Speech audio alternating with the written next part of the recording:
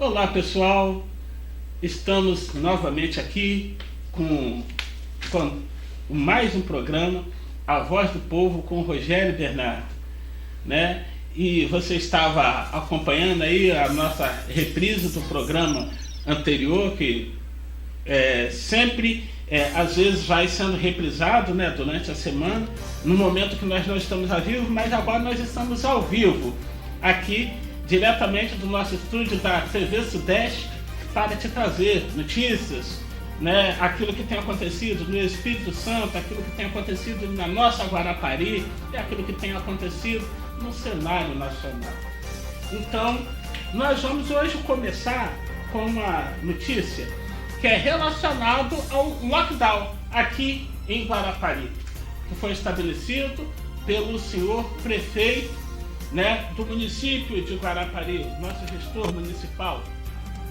Pois bem, o lockdown é uma medida realmente para manter as pessoas em casa, é uma espécie de isolamento total.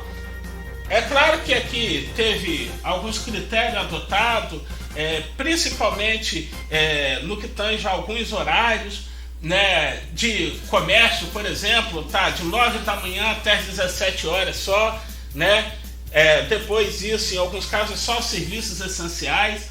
As feiras, por exemplo, né, do dia 6 ao dia 14, né, o período desse lockdown, as feiras, por exemplo, nesse sábado não irão funcionar, né, e a gente tem visto que essas medidas são para conter, de certa forma, o avanço da Covid-19, do coronavírus, aqui em Guarapari. Há realmente muitos questionamentos, alguns comerciantes, algumas pessoas que começam a questionar e criticar, mas e o direito indisponível do povo, que é o direito de ir e vir, né? Então, se é um direito indisponível, garantido pela Constituição Federal, que o governo atualmente revogou, né, um ato que era do ex-ministro da Justiça, Sérgio Moro, ex-ministro de Segurança da Justiça, e também do ex-ministro, né, o Mandetta. Então foi revogados esses atos, né, para que a população pudesse de fato decidir. Só que como o Supremo, em uma decisão recente, ele falou que essas questões da pandemia seriam os estados e os municípios que iriam gerir, que iriam definir essas regras. Aí nós estamos vendo algumas regras sendo definidas, né? De certa forma foi um poder conferido aos municípios para gerir nesse momento de crise de pandemia, e alguns prefeitos têm tomado essas decisões, né? No caso aqui, o isolamento total, como falamos, sábado e feira não funcionam, né? Aí no horário, por exemplo, de 19 horas até 5 da manhã, principalmente, não se pode haver pessoas na rua. No domingo os comércios não vão funcionar, né? Então há uma série de regras que foram criadas e que a população, né, ao meu sentir, até tem cumprido. Mas aí, por outro lado, como falamos, né, e o direito indisponível, né, que é o direito de ir e vir. Ah, tá, mas aí você só pode algumas atividades essenciais, tipo abastecer o veículo, né, ir numa farmácia, tá? Mas, de certa forma, ocorre, está havendo uma lesão. No futuro, nós veremos, porque não há estudo tecnicamente comprovado. Inclusive, porque é para evitar a propagação do vírus. Mas há quem diga também que as pessoas que são assintomáticas, né, ou seja, que não demonstram os sintomas, ela também não transmite o vírus, né? Então há uma série de coisas, há uma série de questionamentos. E aí nós vemos mais uma vez com isso o impacto sobre a nossa economia local, né, o impacto sobre aqueles que já estão tendo que fechar muitas lojas, uma série de situações nesse sentido. E a gente precisa observar isso com muito cuidado. E aí, outra situação também, porque começam a questionar Aí nós temos visto várias medidas que agora o Congresso, né, o gabinete supostamente que está sendo criado para resultado da pandemia do coronavírus. E aí você vê a participação da imprensa sobre a alegação de que precisa de dados, né? Eu digo assim, a grande imprensa, né?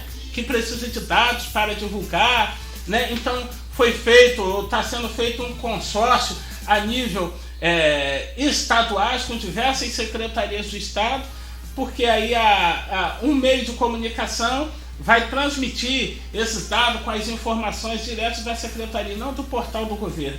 Então a gente vê também que há uma queda de braço, né, muito grande de alguns veículos de comunicação com o governo federal, né, de certa forma alimentando também isso com a Câmara Federal, né? Então nós vemos uma série de situações e muita cobrança sobre o presidente. Mas aí nós vemos que cá na ponta, né, da corda, nós vemos que se o município é quem está gerindo, que está cuidando dessas questões, ora, se foi delegado a competência por parte do Supremo Tribunal Federal para os municípios e para o governo do Estado, é claro que cada um tem que ser cobrado na sua proporcionalidade.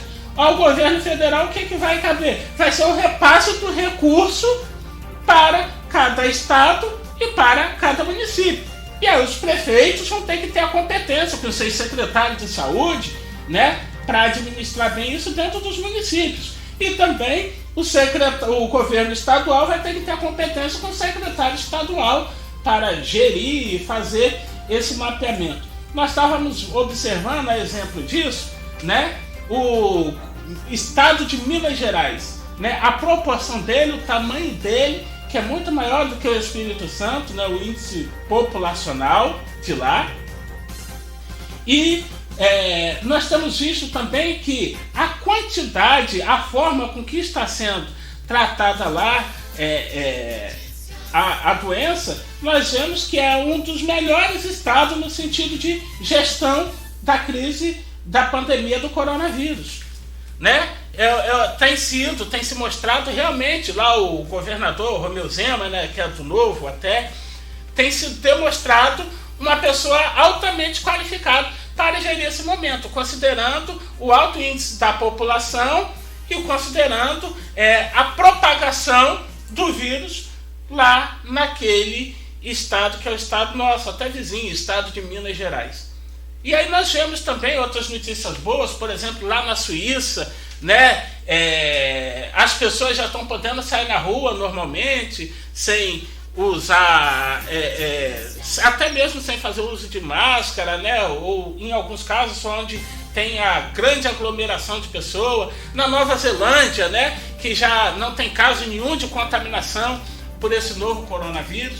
E aí a gente fica observando, claro, a nossa região, a nossa situação geográfica. E agora esses meses, automaticamente, se houvesse de ter uma propagação por falta de cuidado, onde aumentam as enfermidades, né, devido à nossa situação climática, realmente é o mês de junho, julho e agosto, que são os meses mais frios, né? E aí setembro, que é um mês um pouquinho chuvoso. Então é um período que tem que se ter um cuidado, mas realmente uma visão de uma contenção, mas uma visão coordenada e planejada, bem planejada. Não é fechando tudo, tá? Então aí, né, fica aquilo que nós entendemos que tem acontecido, e principalmente aqui no município de Guarapari. Tivemos muitos questionamentos, né, sobre esse assunto. Poxa, mas o direito de ir e vir, que é garantia constitucional, está sendo violado. O prefeito, através de decreto municipal, vai violar ou uma garantia constitucional, que é o primado maior, a nossa Carta Constitucional. Olha, aí nós vemos essas inovações do Supremo, né? Como se trata de uma questão de gerenciamento de crise, aí nós temos visto essas coisas acontecerem. E não poderíamos também deixar, nesse momento, de mandar um abraço para os nossos amigos que estão nos assistindo, nos acompanhando aqui no nosso programa, né? A Voz do Povo com Rogério Bernardo. Então nosso abraço vai ali para o Gélio do Supermercado Quero Mais, Gélio que está juntinho conosco aqui, né? Na TV Sudeste, canal 17. Nosso abraço também para o Júnior da Autoescola.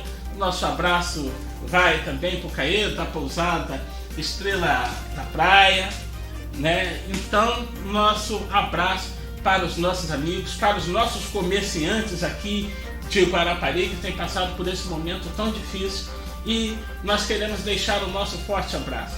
E queremos pedir a você, fique ligadinho conosco aí, que nós vamos para um rápido intervalo comercial e voltamos já já com mais notícia para você. Então, é 1 minuto só.